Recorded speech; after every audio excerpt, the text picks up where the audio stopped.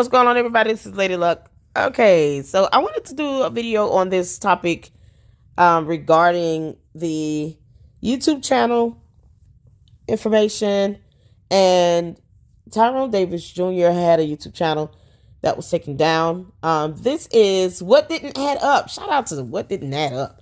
I absolutely love her live streams. They're so calm and soothing. I've been blessed to be a guest or as a panel guest on her live stream once. I want to try to catch her live this evening as well. On Sunday she has a live stream, so I'm trying my best to catch it if I can.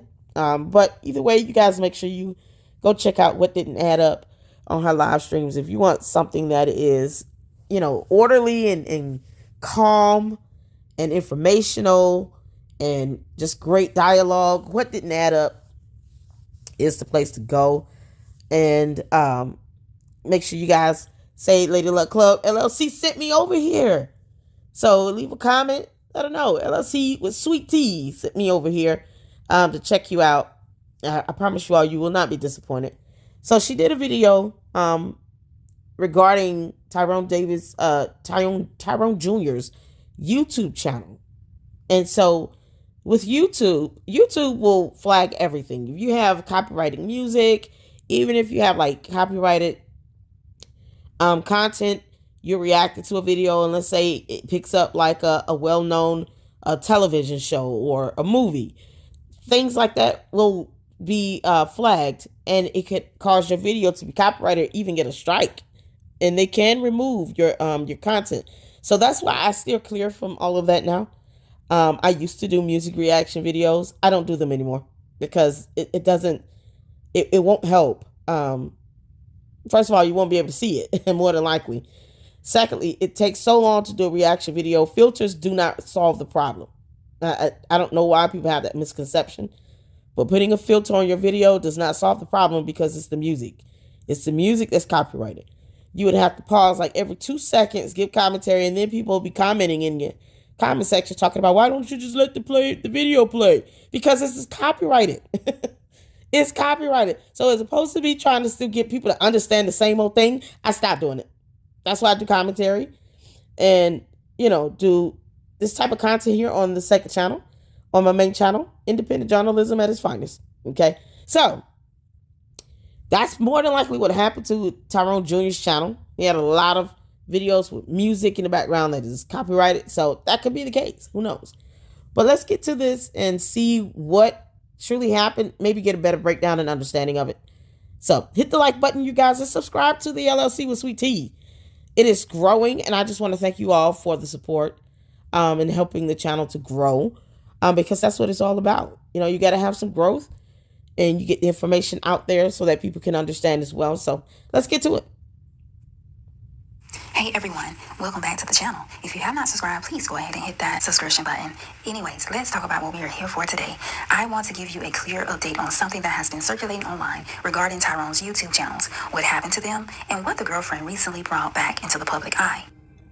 When this case first hit social media, one of the people who covered the story early on is a well-known content creator who took the time to dig into the digital footprint. In his research, he stated something important. He did not believe the girlfriend had deleted Tyrone's old channel. Based on what he saw, his opinion was that the channel had likely been removed by YouTube itself, potentially due to copyrighted material that had been uploaded in the past. That was his stance at the time. No blame on the girlfriend, no accusations, just an observation about how YouTube routinely handles copyright issues. Okay, so when I heard that he was a YouTuber, right, I went to his page. Now they're saying that she deactivated his page. When I say they said, I'm talking about the internet, not the family. I gotta make sure I'm crystal clear when I say stuff. Now back to the video. Now, y'all don't keep it real. She didn't do that. From what I seen, it says that his YouTube page was taken down for copyrighted material multiple times. So they'll take your channel. Right. So shout out to Carlos King, you all. I've been a subscriber of his for about 4 or 5 years. Probably as long as I've been on YouTube myself. I'm so proud of him. I remember when he had 50,000 subs, and now he's well over 6 figures. I mean, well over it. He has 2 or 3 YouTube channels, 2 for sure. So I am just so proud of him. And yeah, on my main channel, he definitely recognizes me. He sends me little emoticon badges and stuff like that responds to my comments. I'm very proud of him and his beautiful daughter. They've done some great work over there on his channel. He's fantastic. He gives away cars, you guys. It's absolutely amazing to see his growth. But he's right. I mean, they will take down your channel because if you get at least 3 strikes, they will remove your channel altogether. They don't care if you got, child, you better save all your videos and your content because YouTube they will take down your entire channel if you get 3 copyright strikes. And it's unfortunate, but if he wasn't around to be able to kind of challenge that, or if he didn't know or was aware and he wasn't keeping up with these notifications on the copyright material, they're going to take it down. It said it was taken down back in July and he lost his life in December. So I'm wondering, did he even keep up with what was going on with YouTube? I think he was more notable over there on Instagram or Facebook rather. So I'm not sure. I don't know if YouTube was his main social media platform, but if it was taken down last year, July, I mean, my question would be, are you getting notifications? Was it ever monetized on YouTube? Because you'll pay attention to that. If you get a copyright strike, a video is taken down, you're going to know that. You're going to get the notification. They send an email. So that's my thing. He must not have really looked at YouTube as his primary social media platform. And he was a vlogger and everything. So, I mean, I didn't see any original content made on YouTube, like YouTube live streaming. Seems like he would make the content on Instagram or on Facebook, and then he would just upload the video to YouTube. So when I say that's not his primary social media platform, meaning he didn't go YouTube live, if I'm not mistaken. Now, correct me if I'm wrong in the comments section, but it seemed like what he would do was go live somewhere else on a different platform and just upload that video to YouTube. Because if his channel was taken down in July of 2025, he was still alive. So he probably just didn't think about it like that. He probably didn't even care. But see, that's the thing with that music. It's the music. It's not worth it. It's not worth having your videos or your channel taken down for a little copyrighted content. Just take it out, be original, put your own beat in there if you can, or just just keep it simple and just comment, give commentary, and that's it. You don't have to put the music in it because it's just gonna, what's the point if your whole video is taken down, no one sees it? Or if the whole channel is taken down and no one sees anything. So to me, it's just not worth it. It's not worth it. It's just some music. If you want to listen to the music, I always refer people to the original source, to wherever it came from. But for me personally, I can't risk, and I cannot sit and dispute YouTube all day and night on, no, I'm just going to take it out or just leave it out. That's it. That's my whole stance on it at this point. All right, let's get back to it. If you're not there to fight the copyright right, things that they put on your channel, but you know what I'm saying? It was July, so being here, he's not able to fight those copyright strikes or claims that they put on his channel, so they took it. Fast forward to now. The girlfriend recently reactivated one of Tyrone's channels, the one titled Hit After Hit. As of today, that channel has 312 subscribers. She has stated that the channel is not monetized and that she has no plans to monetize it in the future. According to her, her only intention is to honor Tyrone's life by uploading old footage and memories. She also mentioned another channel Tyrone had, Stepdaddy Dro, which had around 1.6 thousand followers as of January 12, 2023. Here's where things get interesting. After people online started asking questions, I looked deeper into the information myself. What I found matches the early research. The channel that is now public again, the Hit After Hit channel, is not the same channel that people originally believed had been deleted. In other words, the channel that the early content creators thought YouTube may have removed due to copyright, that appears to have been a different channel entirely. So to break it down clearly, the Reactivated channel is real and currently visible. The girlfriend says it's unmonetized and will stay that way. The channel believed to have been deleted before was not this one. Early research suggested that the previously missing channel might have been removed by YouTube, not deleted by the girlfriend. This clarification is important because misinformation spreads fast, especially in cases. So here's the thing with the channel not being monetized. Right now, it's not. It doesn't even have the requirements met for the subscriber count. You have to have at least 1,000 subs and then 4,000 watch hours, I believe. for regular videos, and then for like YouTube Shorts, it has to be a lot more than that. So the requirements to get monetized are pretty stringent to me, unless you just have, like in a situation like this where it's going to quickly garner views. It won't take long for people to subscribe to this channel and to get in the 4,000 watch hours if all of the videos are able to be viewed and not taken down or removed or struck down because of copyright content. So if there's music in it, and I don't know if Tyrone Jr. wasn't an artist or anything, if he created his own music and beats, I don't know that. So if he has his own original music in it, that's one thing. But if he's playing like music that's copyrighted and belongs to another artist, more than likely the video is going to be blocked or removed, and that's not going to really help the cause of people watching any old memories or anything like that, because now you're taking the same risk of having these videos taken down or having the channel removed altogether because of the same content.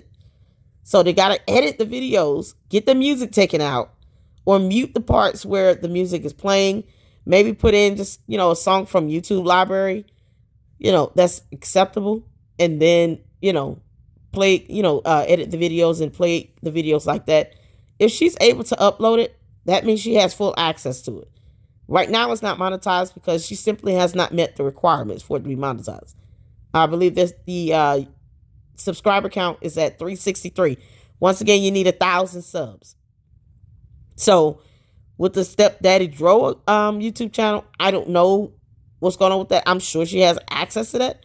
She can easily link up all of these separate channels into one account.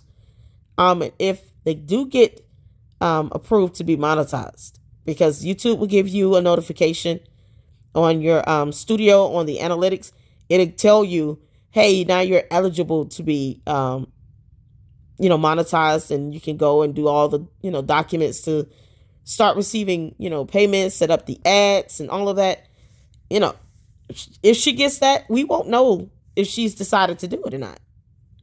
You can see the requirements met. Like, let's say the channel hits 1,000 subs by next week, and then there's 4,000 watch hours total, right? We won't know if she went and actually filled out the documents, if she's gotten the invitation to join the program to get monetized. That's not something we would see. It would be something that people would have to assume. But her saying, "Oh, this is not gonna get monetized," for right now, she doesn't meet the requirements to be monetized. So it's easy to say that now. But if that would happen, I have 2 channels. So it's like, that's not something people can see if I've been monetized or not. That's the thing. And it's unfortunate, because if she does get monetized and she actually, joins the program to be monetized, YouTube's program, and she decides to become monetized, none of you would know that. I mean, she would just have to tell you all. You all would have to ask, hey, you got 1,000 subs. How many watch hours does this channel have? And go from there. I mean, it would just, for those who can reach out to her, you would just have to just monitor and watch the channel. If she's going to be a woman of her word and say she's never going to be monetized, then once you see the subscribers hit 1,000, then just ask her questions like, hey, how many watch hours does the channel have? You don't have to ask her, is this monetized? No, don't even go with that angle. Just ask her, how many watch hours do you have? If she says it's more than 4,000 watch hours, then just know she's definitely been given the actual invitation. And because she has videos uploaded as well as YouTube Shorts, it's either or. So whichever requirement she meets first regarding YouTube videos versus the YouTube Shorts, whichever one you meet first, either way allows you to become eligible. So if with her YouTube videos, if she gets 4,000 watch hours and 1,000 subscribers, they will open it up on the studio, on YouTube Studio, and give her an invitation to become monetized. That is not something you all will be able to see. So you would have to go and ask her, how many watch hours does the channel have? Because you can easily see how many subscribers. So once it hits 1,000, Go and ask her, how many watch hours does that channel have? And just see and find out, like, and then put two and two together from there. At the very least, she'll know, okay, she's met the requirements to be monetized. So if she says she's not going to monetize it, great.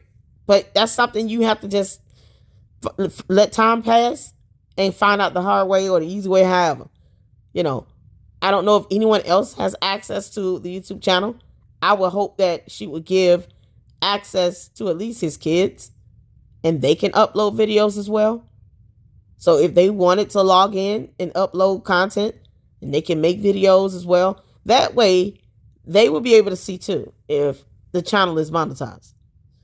So I just, I think more than one person should have access to the account because you just can't upload videos to a channel and you don't have the rights to access the information backstage. Like she has to have his username, have a username and password.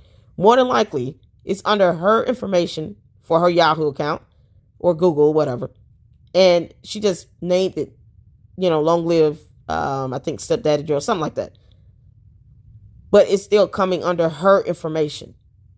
So my channels come underneath my information. You can combine them and connect them to one account. So let's say you have 3 channels that are all monetized.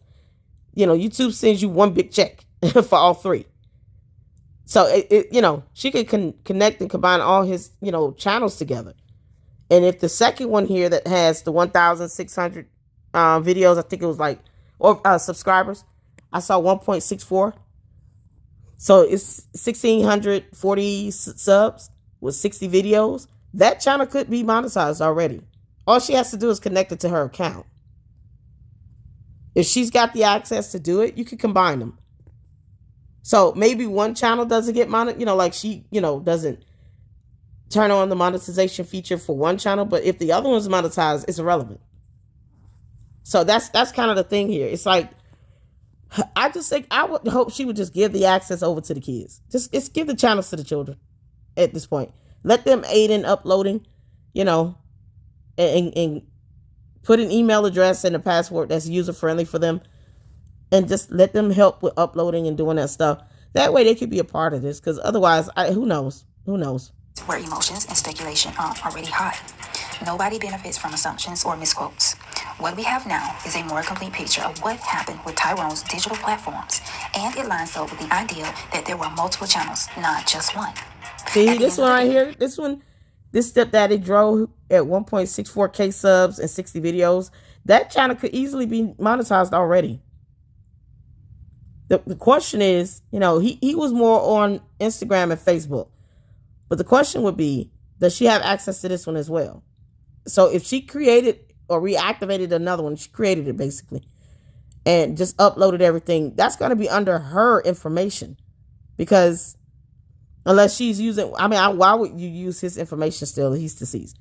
I would have, I wouldn't do that. I wouldn't still use his email address, password, and he's deceased. I would, change that information, put everything up underneath my information. Personally, I would have just given it to the kids. I would have been like, hey, I have you guys' dad's YouTube channels. I'm going to give you all a email address, or you guys can create an email address. I'll change the password. And then once you all get it, you can change the password to something else. That way you guys can, upload videos of your dad and you can give commentary on it. Just kind of tell people how you feel or whatever. Like, I just give it to the kids. Seriously. Because you don't know what she's doing with it. And that's my thing. I'm not accusing her of taking anything down, because YouTube will take down channels. So I'm just saying, moving forward, I think it would be best if she just gave the channels to the children, period. If the girlfriend truly intends to honor Tyrone's memory by posting footage and keeping his presence alive through hit after hit, that's something many people will probably appreciate, and some will question her role in his demise. And understanding the difference between the channels keeps the conversation honest and grounded in facts. Let me know your thoughts below. And if you've been following this situation from day one, I'd love to hear your perspective now that more information is out. Thanks for watching, and I'll see you in the next video. Oh man, that was good. I appreciate that. Like I said, what didn't add up is super, super cool. And laid back I love her live stream. So make sure you guys go check her out. Check out Carlos King and Carlos King 2. Those are his two channels on YouTube. He also has Facebook and I think so. I don't know if he has Instagram, but and then of course here in the Lady Luck Club with Sweet Tea. This is my second channel. I too have my main channel is the Lady Luck Club. I have Instagram and X. I don't have Facebook and I'm not getting on it. But on X, Twitter, formerly Twitter, and Instagram, you can find me at Lady Luck Club LLC. That is at Lady Luck Club LLC. If you subscribe to me or follow me on X and on Instagram, I will follow you back. That's right. I follow my supporters right back. So you guys make sure you go and show your love and support. But once again, I don't think she took down his channel. I'm sure YouTube did it because they're just so overly sensitive about everything. However, now that she does have an active channel, where she's uploading content and all of that, when it comes to the monetization, it's not eligible to be monetized right now. But who's to say, she won't hit those parameters and become monetized for the channel she just, created, basically. I personally would just, if it does become monetized, because temptation gets in the way, it gets the best of people. You're talking about two channels that she might have access to, one of which might already be monetized. Who knows? I don't know. He has a lot of music in his stuff. It could be copyrighted. Might be a reason why he was solely on Instagram and Facebook. They're not as stringent as YouTube. YouTube can just be a headache. It's like, ridiculous. And this is coming from someone that primarily uses YouTube. So I think it would be best if she at least share that access with the kids. And if it does become monetized, let the money go to them. That could be money that they could have coming in every month. That could be going to their savings account for educational fund. If they want to go to college, she can send the money to them on a card or something so that they get the money every month. And, that'd be a way to help them, have that kind of financial stability a little bit, have some monthly revenue coming in. So if they want something like they want a little pair of Jordans, something their mom can't afford it or whatever, or they need school clothes or supplies or something like that. Now they have this income coming in from YouTube to help them with two different channels. She can definitely let the revenue go to them. If it is eligible to be monetized, she doesn't necessarily have to sign up the channels to be monetized. But I would do it for the kids and put, send the money to them or let them have access, and then they can sign up their own little, like a little savings account or something. And then YouTube will deposit the money directly to their accounts. Google AdSense, they can get money from a myriad of ways. They can get sponsors. All of that can help them, So like I said, this could be a great way for them to save up money for college. I mean, anything that would help the kids. They should be able to benefit financially from this, and just the kids only. And that's just how I feel about it. Because otherwise, none of you will know if she's actually getting money off of this. You won't know that. You won't. You can't access that information on YouTube Studio. So there are a lot of our analytics and metrics that are available to the public. If you go to my analytics page, you can see the information is there, but you can't necessarily see how much somebody is getting paid every month. That's not information you can see. So you wouldn't know that. So I hate the idea that, these channels can be monetized. I don't think she would tell anybody. It sounds good now when you don't even have 1,000 subs to say that, but wait till you get, become eligible. And then you see these videos got 10, 20,000 plus views on them. I can't say she's going to resist the urge. But at the very least, if you're going to get the monetization going, give it to the children.